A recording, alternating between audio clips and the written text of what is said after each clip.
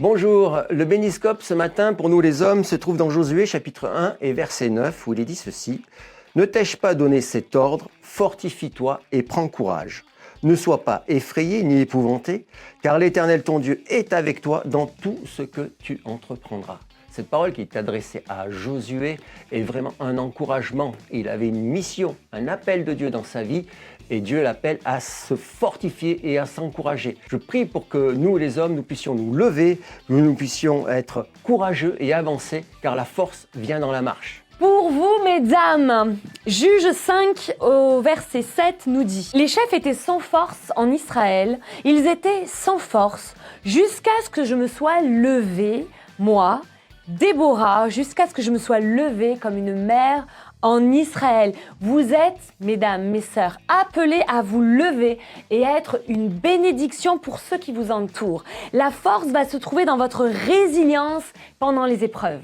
Pour vous les anciens, ce verset qui se trouve au psaume 92, les versets 14 et 15. Ils portent encore des fruits dans la vieillesse, ils sont pleins de sève et verdoyants. Plus on vieillit, plus on se rend compte qu'on a besoin du Seigneur. On sait aussi que les gens autour de nous peuvent se rendre compte qu'il y a quelque chose de différent, qui peut attirer l'attention. Lorsqu'on a vieilli, lorsqu'on a pris quelques cheveux blancs, ça peut exister, tout le monde n'est pas chauve, n'est-ce pas ? Ah, il m'a entendu. Bon, écoutez, de toute façon, c'est vrai que tout le monde n'est pas chaud. Le témoignage que vous pouvez rendre à ce moment-là, c'est un témoignage qui peut avoir beaucoup de valeur. On rencontre tellement de gens qui sont fâchés par la vie, qui sont agressifs. Si vous êtes bon et doux, si vous ne vous mettez pas du tout en colère ou rarement en colère, ce témoignage-là peut porter du fruit autour de vous et c'est toujours à la gloire de Dieu. Pour les célibataires, ce matin, le verset se trouve dans 1 Corinthiens chapitre 7 et verset 32. Celui qui n'est pas marié s'occupe des affaires du Seigneur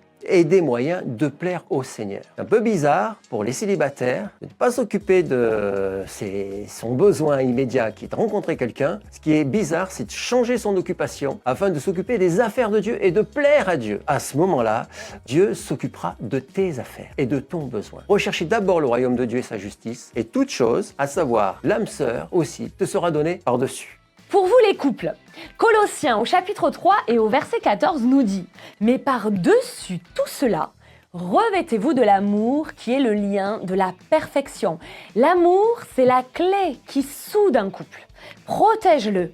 L'amour, c'est pas qu'une émotion. L'amour, c'est aussi un choix. Alors choisis d'aimer encore aujourd'hui. Pour vous les enfants, Éphésiens 6, 1. Enfants, obéissez à vos parents selon le Seigneur, car cela est juste. Ah, ça parle d'obéissance. Je suis désolé de vous parler d'obéissance, les enfants, ce matin. Mais en fait, c'est une clé pour réussir plein de choses. C'est-à-dire qu'il faut obéir à nos parents. C'est un peu barbant, dit comme ça. Il y a une précision qui est dit, c'est selon le Seigneur. Ah, est-ce que les parents, ils respectent tout comme il faut avec le Seigneur et tout? Non, je suis pas en train de vous dire de vous rebeller. Je suis en train de vous dire, respectez vos parents parce qu'ils veulent le meilleur pour vous. Et si jamais, n'oubliez pas que vos parents, ils ont aussi des parents. Et si jamais papy et mamie, ils les respectent pas, vous pouvez toujours leur dire.